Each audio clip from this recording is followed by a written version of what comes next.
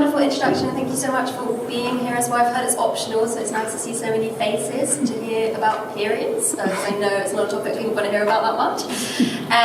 So yes, my name's Lambert, I'm the CEO and founder of the Pachamama Project, and before I tell you about that and everything that I do, can I get a show of hands of who knows what period poverty is? Okay, amazing, most of you. Can I get someone to give me a definition by any chance, if I hand someone the mic? I'm sure one of you can, yeah. I'm going to go over to Theo because I know that you're in our Pacha Club, so woo! Preferential treatment, sorry. Join the club. Okay, so at least my definition of period poverty is when like a girl gets her period but she doesn't have any products, for example like a tampon or a pad to stop her bleeding, so she has to stay home or just feels embarrassed about it since she can't really cover it up or has any way to deal with it properly. Thank you so much. That's one of the best definitions I've ever heard, because it's a real definition and like a real sort of understanding of what it is. So period poverty is the inability to access period products. That might be due to financial issues, or it might be because, for example, lots of refugees and migrants, people on the move, they struggle to access public services, and moving from one place to another can't necessarily access shops. It might be because you live in a rural area. There's so many reasons why you might be affected by it. But what it really means, and what I really want people to understand today, is that it means that you have women living in refugee camps who don't leave their tent for 5 days every month because they don't have period products, so they can't go out and do anything. You have girls missing out on school and missing so much of school every single month that they aren't able to go to school anymore because they've missed so much education. So you've got 100 million girls worldwide who don't go to school because of period poverty because they don't have products. You have women, I've spoken to women from Ukraine, for example, who found themselves in bomb shelters, who didn't have period products, find themselves bleeding through their clothes in front of people, who have no access to private spaces, don't have any change of clothes, because if you have to leave your house in the middle of the night when the bomb sirens go off, who would think to pack period products? And so it has major knock-on effects. You have the knock-on effect on education, the knock-on effect on women at work, but just generally the stigma and the shame that affects people so much that they just, feel that humiliation. So I just really want people to understand that. So I heard about period poverty for the first time back in the first lockdown, during the first pandemic, during the COVID pandemic, sorry. And it just completely struck a nerve with me. I, growing up, had the most horrendous period pain. I used to miss school every single month because of it. I used to have to cancel plans last minute. And I was really affected by the stigma, and it really bothered me. Like, I wasn't able to explain to my teachers why I wasn't coming into school. I was just having to cancel. And I heard about period poverty for the first time. I heard about girls missing school, and it just really had an impact on me. I thought, how is this happening? And at the same time, I saw all these incredible people making masks and PPE for the health services around the world to tackle the pandemic. And I thought, wow, we've got this amazing network of people who are willing to sew for free, willing to tackle this global issue. I wonder if we could get them tackling period poverty as well. And I went to university in a really, really green city, this city called Bristol in the UK, where loads of my friends were using reusable pads. I knew what they were, and I figured, how hard can it be to actually make some? So I went home and I told my parents what I was planning to do. I was like, I'm going to get people making these pads and we can send them to people around the world, refugees who were struggling to manage their periods, girls who were missing out on school. And my parents just laughed at me. They said, Ella, you don't sew. And they shouldn't have laughed, because I soon turned their house into this. And it still looks like this 5 years later, I'm sorry to say. So I went home, I borrowed a sewing machine from a friend, and I contacted everyone that I could think of. I put messages on local Facebook groups, and I contacted schools like yourselves, and universities, and craft groups, and places of worship, and I said, does anyone want to get involved? And like me, loads of people had free time suddenly with the pandemic happening and being stuck inside. And quickly, hundreds of people got involved, and we had bags and bags and bags of fabric being dropped on the doorstep every single day. We had hundreds of people getting involved, making these pads, and I had to figure out where they were going to go. So I contacted an organisation in Greece, which is in Lesbos, which is an island just off the coast of Turkey, and it's where lots of refugees arrive from the Middle East and Africa, people who are trying to seek safety. And I got my first distribution point, and we sent some pads off for a trial. And soon after that, my mum saw on the BBC News, she saw a segment where they were saying, send in your lockdown project. So people were sending in pictures of them, with a big jigsaw they've made, or with a toy train set or something like that. And my mum was like, you need to send in a photo of you on your sewing machine and say what you're doing. So I did. I sent in a photo just me and my sewing machine. And if I'd known what was going to happen with that piece, I would have taken a nicer photo, because 6 months later, it went on the front page of BBC International News. And overnight, it turned into an international organisation. So I remember waking up one day in January with just my email blowing up with 801, 802, 803, 804 emails just coming in for 48 hours like that. People just all around the world wanting to get involved, people, who were bored, who wanted to feel like they could have a purpose during like a really difficult time, people who wanted to have an impact, wanting to get involved. And at the same time, I was getting messages from organisations all around the world being like, we're desperate for our communities that we work with. We're working with women in refugee camps, we're working with these girls in rural Africa, and they don't have period products and they're not coming into school. Can you please help us? And so overnight, it just became this huge international thing that I never ever could have imagined it would become. And it took me here and many places after that. So soon after, I moved to Greece for 9 months here, which was the first place that we ever distributed. And I couldn't really believe my eyes, because I'd heard it in the news, I saw, like we all do, the small boats arriving in Europe and these people who'd come from these war-torn places. But I've never worked in the charity sector. I just had this sort of light bulb moment in lockdown. I was just, a university student, not much older than you lot, had no idea about the horrendous things going on in the world, and arrived to find this basically on Europe's doorstep. People living, just in the most appalling conditions, right on the coast with, in the winter, just absolutely freezing conditions, the winds from the coast, in the summer, 40-degree heat, people sleeping under canvas, and children growing up in this environment, playing with trash instead of toys. Girls, girls and boys alike, not going to school for several years, and people generally living here for like 2 to 5 years. At that time, only one member of the family was allowed to leave the camp once a week to go and do the food shop and everything like that. And apart from that, they were just stuck here all of the time. And imagine trying to manage your period in these conditions. There were women, for example, who were wearing adult nappies at night because it was too risky for them to go to the toilet at night, because of risks of sexual violence and assault, because this was just a really dangerous and volatile environment to be living in. And so I set up a club for the women to come out of the camp once a week into a safe space, a women's space, where they could just make some pads. And it started off as just like a small project. The women would come, we'd make some pads, they'd make them for themselves, we'd maybe sell them to some local volunteers on a donation-for-donation basis so they could earn some money, so when they finally got their refugee status they could, pay the fee for the passport so they could actually leave and start their life somewhere else where they wanted to be. And there were these teenage girls who were coming in every week, and they weren't involved in the project. They were just there because it was like a women's space, and they'd come and make bracelets, and they'd, just have a chat and get away from camp life for a little bit. And there were these Afghan teenagers who hadn't been to school in 5 years because they'd done the horrendous route, from Afghan through Iran, through the mountains in Turkey, all the way to crossing the sea in these tiny boats, risking their lives with their family to get to safety. All this time, it takes years and years, and they're missing school, they're not having a normal life. And so they'd had no period education whatsoever, and because of the stigma, they also hadn't spoken about it with their mums, so they really just didn't know anything about it. And they were absolutely horrified that I was even talking about periods, let alone making reusable pads. And while I speak about this, I'm just going to pass around the pads for you to have a look at with you. Thank you. So they weren't even involved in the project, and they would take the pads and they would run around the room squealing, being like, "Oh my God, this is so disgusting! I can't believe you're talking about periods!" They were absolutely horrified. And yet within just 3 weeks of them just witnessing the project just once a week, 3 times, and me answering some very soft questions about sex education and about periods and things, it completely transformed. And suddenly they were asking me if they could make the pads and if they could make them for themselves and for their mums and their sisters who were living in these horrendous conditions and didn't have any period products, and so were start leaking through their clothes every month.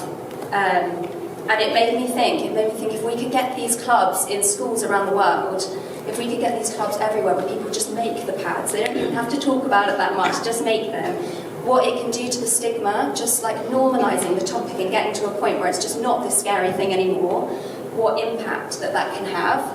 And I'm really proud to say that your school is part of that movement. So soon after starting working in Lesbos, obviously the media picked it up, and we'd had contact from an organisation in Lebanon, which is where these pictures are taken. So I went here in 2023 to launch our project. We've since distributed over 90,000 pads here. And I arrived just even more shocked than when I was in Lesbos, because people aren't living in these conditions for 2 to 5 years. People have been here since 2015. Lebanon is sandwiched between Syria and Israel-Palestine, and so a third of its population is refugees. And even just last week, because of the escalation of the war in Iran and Lebanon, there are 300,000 new people displaced, living on the streets, living in these camps, living in these horrendous conditions, unable to manage their periods safely. There's a horrendous myth that's really widespread in the Middle East, that you shouldn't shower when you're on your period. And so these women are living in these conditions without access to a lot of water supply, and not showering for 5 days every single month, getting infections, not having access to healthcare, having real knock-on effects for their health and well-being. And so we learned in Lebanon how important it was to do the menstrual health education along with the distribution of the pads. And so, for example, we bring mothers and daughters together in a room like this, and we do the distribution, and we talk about periods, and we explain how it all works. And what it means is that when those women go home, those conversations continue, because what we were finding before is we'd bring all the daughters in, we'd do the work, and they'd learn about what it was, and we'd break down the stigma, and then they'd go home, and their mums would be like, no, you can't shower on your period. We go back to square one again. And so what we find is that it makes such a huge impact. And for example, most recently in a distribution, we had one of the girls in the room nudge her mum when our health coach was talking about the fact that you can shower when you're on your period and it's safe to do so. And she was like, see, Mum, listen to the doctor, And it only takes that. We find that honestly within an hour of these sessions, it's just gone, the students just gone, and people have just moved on and realised there's more, important things to think about, and that it's okay to just manage your period safely and not have to use cloth or socks or leaves or whatever people end up using to manage their periods, because they're often unable to afford them, but also often unable to just go to a shop and ask for them, because they're too scared to even talk about them periods with their mums. They're not going to go to the shop and ask for them, Another really important place where we work is Uganda, and when we first started working, we were really focused on the refugee population, because just as people on the move, they often don't have access to public services, it's often illegal for them to work, and so it can just be really tricky for people to afford food, let alone period products. But when I was in Lebanon in 2023, I made a film with the BBC, and the BBC reaches everywhere, all corners of the world apparently, because I got an email from this wonderful man here, Aaron McConaughey, Dick. It's a hard word to remember, and it's taken me a long time to remember his amazing name. And he reached out to us, and he's honestly the most incredible man. So he had taken over this school, which was really dilapidated. It was really in the middle of nowhere, and he'd completely turned it around and transformed the education for these young girls and boys. But what he realised was that these girls weren't coming into school every month, even though they, turned around the school. And so he had a female colleague come in to deliver a talk, and he said, please, while you're here, can you just sit down with the girls and find out what is going on? Why are so many not coming into school? Every single month there's so many absences. And they found out it's because they didn't have period products. And in cases like this, girls are literally hiding in bushes during their periods because they're too scared to tell their parents what's going on, and they don't want to ask for period products because it's awkward, and they don't want to tell them they're missing out on school because they'll get in trouble. But they also can't go into school because they'll leak through their clothes and they'll get embarrassed and, be teased. And so they literally just hide in the woods, they hide in the jungle, and often drop out of school because they miss so much school over a long period of time. And so he heard about this, and he bought all the girls in his school reusable pads, and it completely solved the problem. It was amazing. But all the other schools in the region heard about it and were like, we need them for our students too, please can you help? And he was like, I just can't afford to buy everyone in the region period pads, I'm on a small salary and I just can't afford to do it. Is there any chance you could help? So we sent a distribution just for 150 students initially, and we had the most incredible response. We had a 98% increase of attendance just from giving these students period pads. And so we've sent 40,000 pads to this community. We've helped nearly 5,000 of these girls. This amazing man still goes community to community to community, giving out the pads, doing the menstrual health education himself. We've done the training with him and his staff. And he's just completely completely transforming his community, and I think he's on like a one-man mission to like end schoolgirl dropouts in his community. And he even goes to places like you can see here where you can't even get there by car because they're so rural, and so they literally have to take the pads in boxes on their heads to get there. And all really because of this incredible man.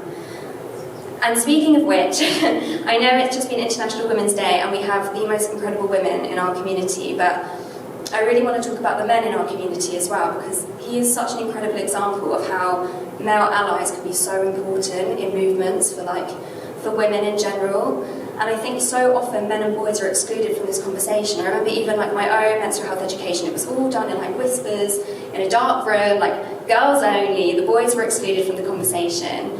And it's so important because you might grow up one day and have daughters and end up, potentially a single father. And how do you then talk to your girls about women's issues? How do you help them through those difficult stages of life?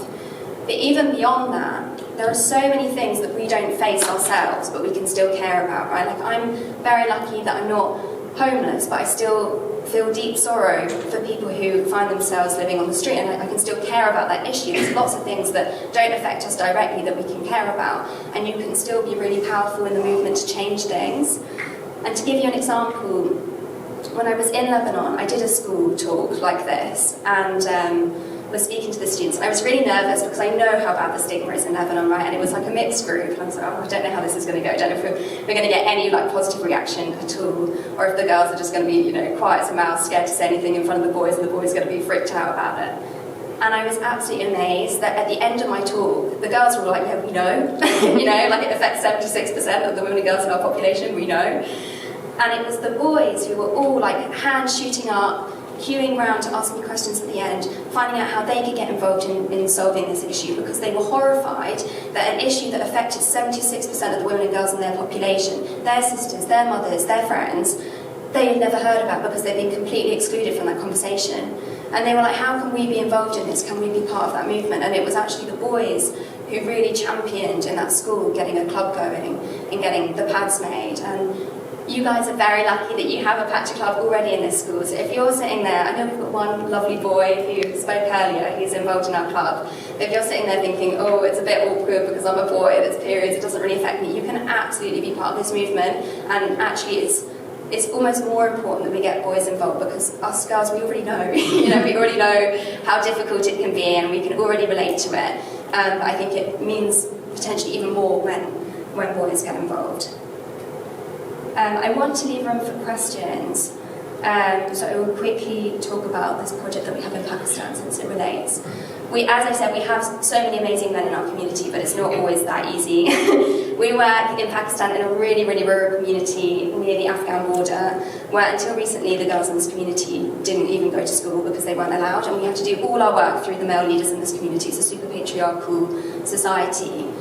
And when we first started working here, we were really worried that the pads wouldn't even reach the girls. We knew how important it was, and that there were loads of girls who were finally allowed to go to school but then weren't going into school because of their periods.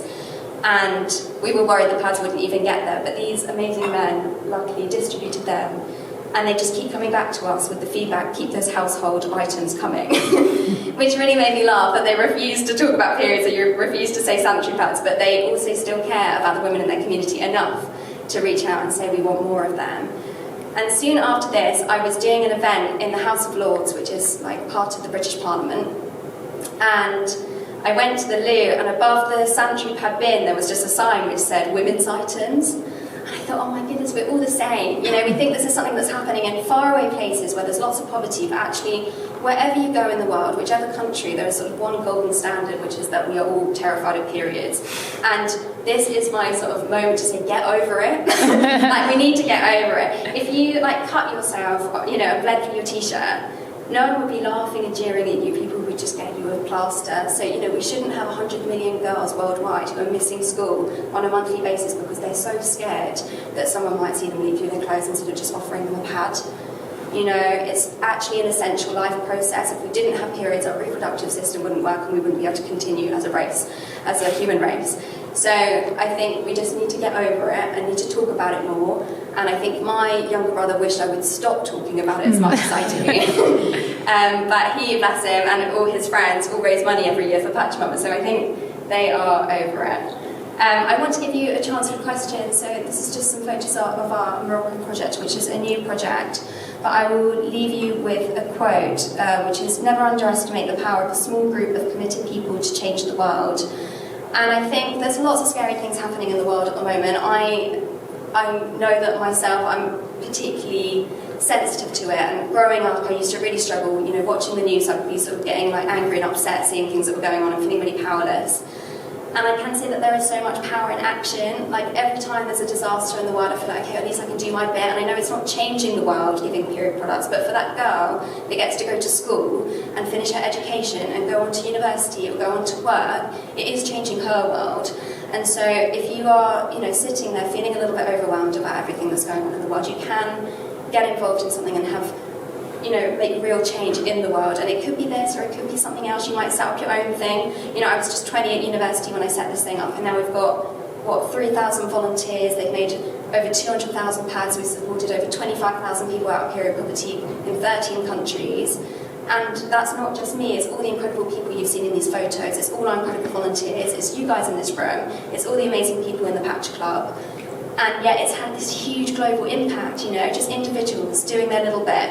It's completely a zero commitment project, our project, and so it's just people who are finding time within their day, within their week, I'm going to make a few pads here, make a few pads there, and yet it's having this massive, massive impact on women, girls and people who menstruate worldwide. So I will leave you with that. I am delivering the pads that are made in the Patch Club end of this week in Malaysia to an orphanage. And when I get more information about that, I will feed back to Mrs Hall here, and she can give you all the information about where your pads are going. If you would like to be involved in that, get involved in the Patch Club. If you have any questions, please shout.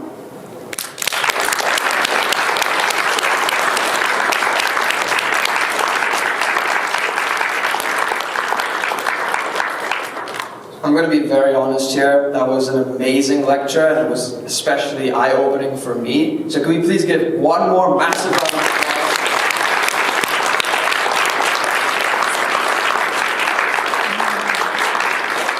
So unfortunately, due to time constraints, we will only be accepting one question. So if anyone has any question that they would like to ask, so if anyone has any question that they would like to ask, please raise your hand. Okay, Miss, I hope I won't waste everybody's time, but Miss, as an example, showcasing international influence to solve issues happening around the world, how would you say is the crucial step from being aware and feel about the issue to really act in to solve the problem? Great question. Yeah, a really great question. Thank you so much. Honestly, I just act, and I don't think. I think it's part of the problem. Like when we got that press with BBC News, we just had floods and floods of people just saying, please help us. And I just said yes to everyone. We had people all over the world saying, can we make pads? And I was like, I don't know how we're going to manage that, but yeah, we'll figure it out. And that's how we've worked. And I think now we've gotten to a stage, it's 5 years later, I'm now running sort of an international operation. I promise you it's much more slick than that. But in the beginning, I was just running and just saying yes to everyone and just letting it explode and just going with it. And I think it was probably the best thing to do at the time. And even now, we've had a wave of people in Canada and Australia being like, we'd like to get involved, we'd like to make pads. I'm like, I've got no few pads to go, but yeah, make them and I'll figure it out. And now we've got distribution points in Canada with migrants, and in Australia we're still working it out. I think that you just got to find that push and pull with planning and having your sort of, what we now have, which is like a 3 to 5 year strategic plan. And also just having that flexibility to just run a little bit and feel the excitement. And people used to ask me what my challenges were, and I was like, I don't really have any because it's all so exciting. The pads would arrive at the door, me and my mum would run around with them screaming, so excited that people were even doing it just because I'd asked them to. So I think you don't know what you can actually achieve just if you just run with things and just react a little bit as well as planning as well. As Mrs Hall said, I'm going to be here tomorrow for a taster session for the Patch Club and then the Patch Club in the afternoon. Please come along. I would love to see loads of your faces there, and we can do a little bit of teaching you how to make the pads, but also I'm happy to answer any more questions you have then. So even if you don't have loads of time, just pop in and come speak to me. I'll be so happy to tell you more about the work that we do.